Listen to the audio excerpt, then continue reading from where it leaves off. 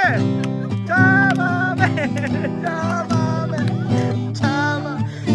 Meron po. Naku, hapon na naman po dito sa Equatorial Guinea. Sa Pilipinas po pala mga amigo. Naku, alam nyo po, nandito tayo sa may patubig na naman. Kitang-kita nyo po. Ang ganda talaga ng lugar na ito. Hindi mo akalain na nasa ano ka, nasa syudad. Syudad ba? Ayan po. Alam nyo po, meron tayong bisita. Naku, sabi ko po sa inyo. Makikita nyo na po ang lagi kong binabanggit sa vlog. Ito po. Lutak ko. Mga nahihiya. Magandang araw po sa inyo mga amigo. Nandito po tayo sa isang misyon na hindi natin alam kung pinaghandaan or hindi. Wala mang hindi. Hindi po. Ngayong araw po ay meron po tayong Buenas tardes, chamame! Hola, buenas tardes. Donde tu pintalabia? Rojo. Red daw ang kanyang lipstick, latest stick mga amigo. At syempre, meron po tayong medical mission at ngayon po ay meron po tayong isang bisita na nagmula pa sa Bulacan. Ayan po. Ang nag-iisa Bulacania. Ang ganda. Ang bait. Ang sweet. Ayan na po. Nandito po tayo. At mamaya natin siya pakikilala syempre. At ewan ko, dapat turuan doktora. Turuan mo si Chamami mag-BP. At saka BPin yung sarili niya para hindi siya high blood lagi. Ayan. Nandito na po tayo mga amigo sa ating lugar. Unahin na muna natin si... Sino? Sige. Si nanay ba? O sige. Game. Dito na tayo. At nandito na po tayo mga amigo. At syempre marami tayong mga kasamang mga ano. So ipapakilala ko po isa-isa. So ang dati po nating layasan ngayon, siya po ay ang tagakuha ng mga ano ng irereseta ni doktora. Ang tawag ito secretary. Tapos ito po ang ating seguridad o security. Tapos at syempre po nandito po yung ano asa na? At si Chamame, asa Chamame? Hi, Doctora Chamame, ¿qué tal? Muy bien. ¿Cómo está, Doctora? Muy bien. Guapa. Charan. Nakapendi. Uminyambe con mi poso. At syempre po, nanay po ni Doktora. Ang ganda po, di ba? Doc, kumusta po? Ayan na po si Doc. Nagdala pa po tayo ng galing pa po. Magandang araw po. Doc, kaya mo ba? Kaya ba ako? Kaya mo yan. Ayan. Ayan, nagdala ka. Magandang araw po. Natakot si Belgium. Chamame, ipapakita ni Chamame. Chamame, paano? Ituro mo sa amin paano. Ayan, ingat. Sige. Hindi yan mababali. Kaya? Una. Kaya ba kami? So, nagdala po tayo ng doktor dito. Galing pa po siyang Bulacan. At alam nyo, napakabait po niya si Doktora Sheena. At sabi nga niya ay siya daw ay puro charity ang kanyang ginagawa sa ospital. Kaya po, alam nyo naman po, pagka tayo, nako, kaya kay Belgium. Ayan. Ayan po si Belgium. Ayan. Hindi naman po. Sige. Kaya yan. Magandang araw po. Asan po si Lola? Andun po. Opo, nagdala po kami ng doktor. May medical mission po kami ngayon. So, i-check up po natin si nanay tsaka si tatay. Opo. Siya po yung taga Bulacan pa.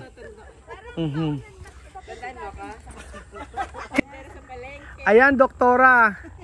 Naku po, iyan ang challenge sa'yo ngayon. Kaya mo yan, doktora. Gilid ka lang dito, sa part na to. Okay lang. Don't worry, kaya mong gamutin ang sarili mo. Don't worry, kaya mong gamutin ang sarili mo. Oo, kaya yan. Ayan. Okay na. Ako, kayang-kaya yan. Sabi ni doktora, bakit ba ako sumama-sama kay Raul? Ayan, okay! Galing! Ganun sana, di ba? Naka-stage 1 ka na. Si Mother baka niya kaya ni Mother yan. Dalawang lang po gilid. Sa dulo. Oo. Gilid. Huwag ka masyadong umano sa hawakan. Sige po, kaya po yan. Baka maputol yung hawakan. Huwag ka masyadong umano sa hawakan. Kung po kayo masyado man sa akin. Oo, kasi ano na lang. Para sa'yo may iiwan. Oo nga eh. May wala kayo ni Boy. Diyan na lang kayo, Jose. Jose, diyan na lang kayo. Eh, nagsusumba yan eh. Oo, nagsusumba yan eh. Ikaw lang umapas. Okay, kaya. At mo si tita, okay. Oo. Kamusta na ang ang tindahan? Saan ka na Mas ka na. Matumal. O saan ka na ngayon? Dito, saan ka ba nakatira dito? Doon sa kabila. Dati nating nabigyan ng tulong. O, ayan. Bahay ka dati pinagawang una. Dyan. Dulo-dulo. O, kung natatandaan nyo si ate. O, di ba yung... Sige, nanay. Kaya yan, tita, kaya. Hindi ka kaya nakikita ka. Gilid po, gilid, gilid. Pero wag ka masyadong tumuon sa hawakan. Huwag po kayo magwala sa hawakan. Sige po, kaya niyo po yan. Kaya niyo po. Alam ko tutulungan mo siya eh. Paano ba? O, kaya niya ate yan eh.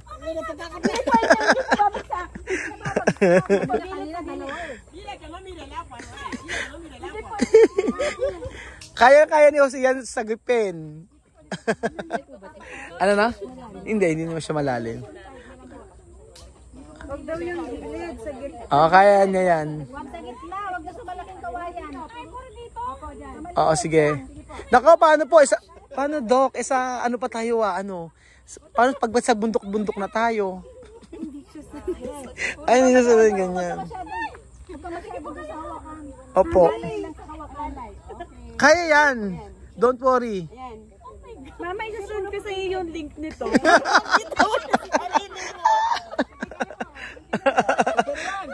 Alam mo, ang challenge pala ayan na, ayan. Ayan, tiyo si Chamame. Ganyan nyo kasi si Chamame, oh. Ganon ka Chamame, oh. Ayan, oh, ayan, oh. Ganyan, oh. Okay, konti na lang. Konti na lang. Okay, ha? Ganyan nyo si Chamame, oh. Tingnan mo. Oh.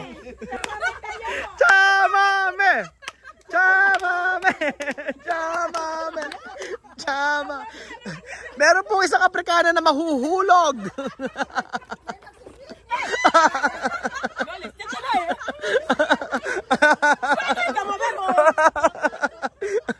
Tuntua pa yun, no?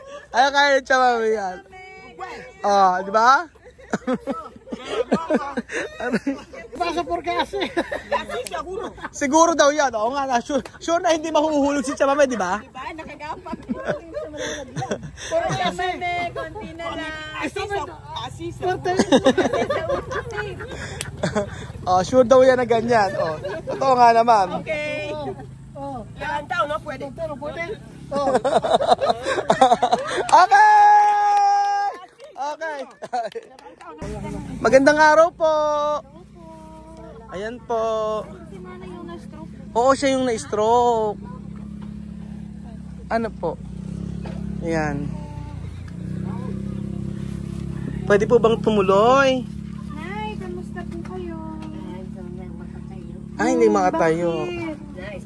Oo nga ako, napanood ko. Na-stroke kayo. Oo, ano po bang mga gamot na iniinom nyo na ngayon? May gamot. May maintenance ka? May maintenance siya. Naiinom nyo ng tama, maayos, araw-araw? Tarik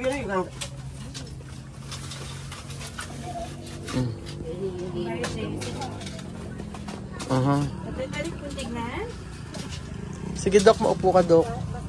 Mataas ng uric acid. Taas ang BP. Tama po ba? O, ito, vitamin. High blood din. Pero control naman ang BP. Ang no dependent. So, ito lang. Hindi kayo nag-aspirin. Meron. Okay na lang.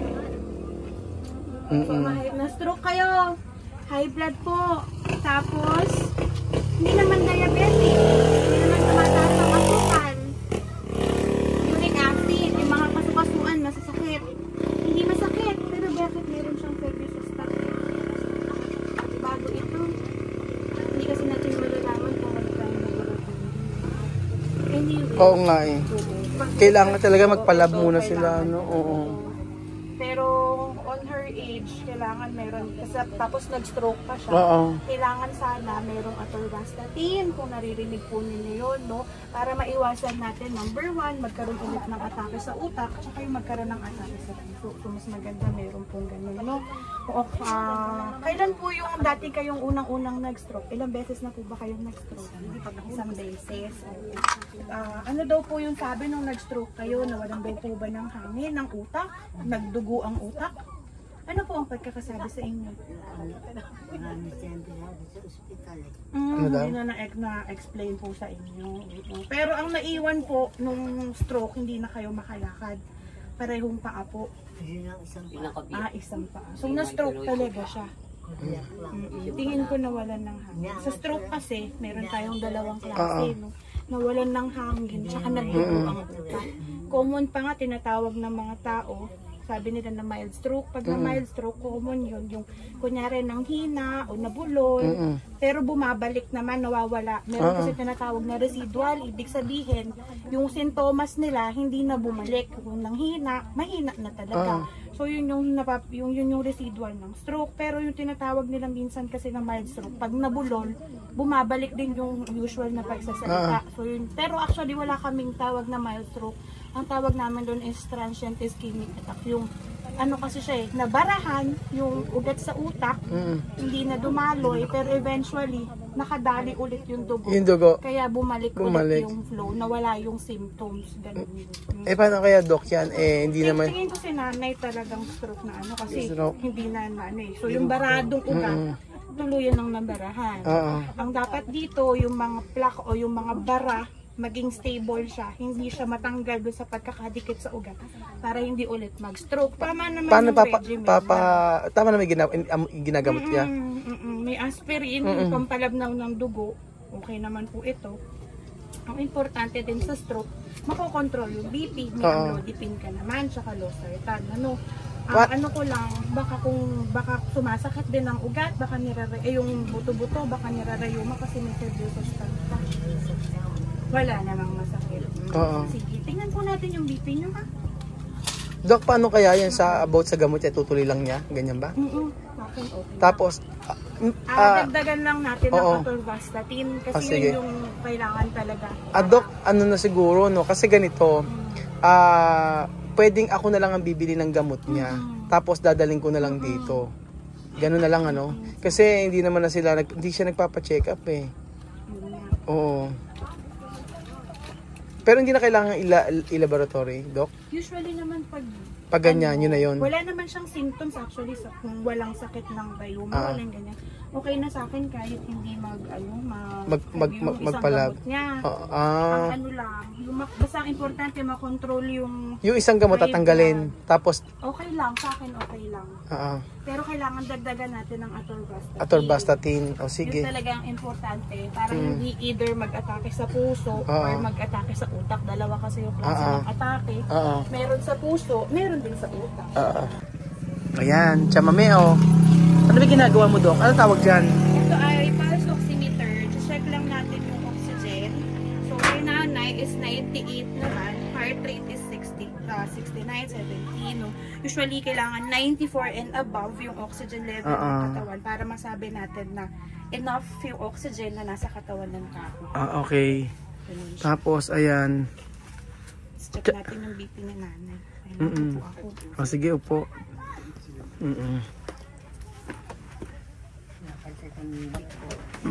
Tasya po ba ako? Kaya po ba ako nagpumupo? Kaya ka niyan, Doc. Kaya tayo niyan, kaya tayo niyan. Laban ba? O yan, nanay, yan. Si Doktora po, galing pa po siyang Bulacan. So, isa rin po siyang tumutulong sa mga kababayan natin. Kaya po, nagawi po siya dito sa Nueva Ecija para po makatulong din po sa mga tao po na wala pong kapasidad na magpa-check up. Dapat Chamame, kaya mo maganyan? Chamame, can you hold? Tukar. Ayan ako, chamame, oh. Iba ang gamit nila chamame sa Equatorial Guinea. Dahon ng banana. Di ba chamame? Tupais?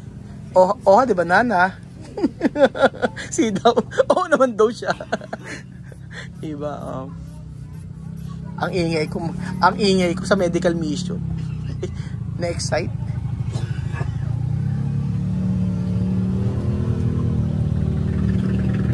So ayan pa mga amigo. Nagdala pa po tayo ng doktor para po sa mga kababayan natin dito sa Nueva Ecija. Maraming salamat po kay Doc Sheena ng Bulacan. At thank you so much po kay Ate Mariter at kay Ate Graciel na kung saan ay nagbigay po ng blessing o para po sa medical mission natin. So ang gagawin po natin diyan, kung okay, yung umaga amlodipine tas losartan na. Ganun po ba? Pareho yun, no? Mataas, 160/90. Mataas. So, sabihin hindi sapat yung gamot na iniinom. So, kung okay lang, i-adjust natin siya. Gawin natin. Paghiwalayin natin siya, no? Isang umaga saka isa sa gabi. Para yung gamot sa umaga, mapapababa niya yung BP hanggang gabi. Yung gamot sa gabi, mapapababa niya yung BP mo o pababa sa umaga. Kasi 160/90, sobrang taas. Hindi yan nakakontrol yung BP po. So, ganun yung gagawin natin. I-maintain natin yung aspirin ninyo. Tapos, yung BP ninyo, aayusin natin. Kasi kung hindi natin makokontrol ang BP, may possibility na maulit-ulit, mag-restroke ulit kayo. Po, pwedeng hindi nyo na lang mararamdaman. Kasi nga, meron ng panghihina. Baka magkaroon lang ng, kunyari, itong mas mahina sa inyo. Mamaya, ito naman magkaroon. Hindi na natin napapansin. Sobrang taas ng BP niyo. Doc, at saka masabi ko pala, kasi nung nakaraan, ang laging ulam niya bagoong. Di ba maalat yun, masama yun, pagka ganoon. Actually, baka ang creatinine ni nanay or yung kidney function, baka kung lagi nakabagoong, gano'n. Bagoong eh. Pwedeng tumaas din yung Oo. Nakakaihi ka kayo maayos. Nagda-diaper lang siya. Oo, pero ang importante nakakaihi. Kasi kung hindi nakakaihi, ibig sabihin, yung functioning ng kidney o yung paggana ng kidney, hindi na maganda kapag hindi naiihi na. Matalas na din eh, matalas na hilo. May Hapon na hilo. hilo. Kaya po siguro nahihilo kasi ang taas ng BP, 160/90 po, hindi po siya normal. Actually, pag ganito, kailangan may chloride din sa ilalim ng Hindi nga. May yung katawan niya. So, ano na pong gamot ang naiinom mo? Pareho. Sige. Kung okay lang, anong oras na ba? Inom tayo ng isa pang losartan ngayong gabi. Dagdagan natin. Painumin natin. Pwede pong hingin tubig. Painumin na natin. Ang taas ng BP niya. Mataas ang BP niya. Pwede. Ito yun nyo, mahilig sila sa bagoong. Sa stroke ayan. hindi kayo makalakad. Kumain na raw ba? Doktora, kumain na raw. Okay lang naman. Okay lang. Ano ay problema? Depende de medicina. Maganda sana may chloride kaso ano na lang, Dok, ganito. Yung bawat pangalan po, bigay niyo po, sulatan niyo po ng mga gamot niya. Tapos ang gagawin ko, bibilan ko siya bukas tapos lahat po na i-check up natin ngayon, ibibilang ko na ng mga gamot. Opo. Yan na lang po. Remind mo na lang ako. Para-recall ko yung reseta. Oo, sige. Tapos yung pangalan na lang nila. Teka, isulat na lang natin yung pangalan. Si sekretarya. Asa na? Sekretarya. Chama me, escribir nombre. Ayan, meron. Reseta. Ayan, may reseta. Iresetahan na rin natin. Oo. Ayan. Pangalan niyo, Nay? Berta. Berta, yung asawa po si Berto. Walay. Nag-jojo. Nanay,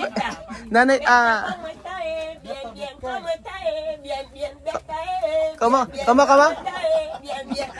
Chome? Berta, ¿cómo está? Bien, Berta, bien, ¿cómo está? Bien. Dapat si Berta pasawin natin. Lola Berta, sumayo ka din, kaya ba? Ay, Berta, está contenta. Sube a tu mano, vamos a bailar un poco, Berta. Baka Chome. Levanta el dedo para que tenga buena salud. ¡Viva! Viva Berta! ¡Viva Berta! O, di ba nakakatuwa po ang ating medical mission? Meron tayong ano, si Tita Ulet Sekretarya, si Chabame, performer. Performer, may doktor, si Jose, Seguridad, si Kuya Raul, taga-kuda. O, Lola Berta, ganito gagawin po natin. Di ba mariresibuhan kayo? Ngayon, bibilan ko po kayo ng gamot and then bukas po ng hapon, babalikan ko po kayo, ibibigay ko po sa inyo yung gamot. So, para po malaman nyo yung tama pong pag-inom. Tuturo ko po sa anak ninyo, ano? Lola Berta. Masaya naman po ba kayo? Dinalaw po kayo ng isang doktor ang napakaganda. Ano po masasabi nyo? Salamat.